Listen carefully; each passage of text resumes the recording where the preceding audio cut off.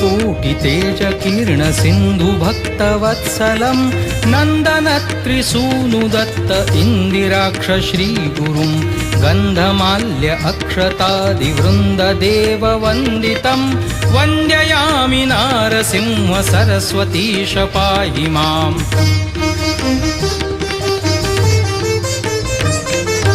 मायापाश अन्धकार छाया दूरभास्करम् आयताक्षि पाहि श्रिया वल्लभेश नायकं सेव्य भक्तिवृन्दवरद भूयो भूयो नमाम्यहं वन्द्ययामि नारसिंह सरस्वतीश पाहि माम्।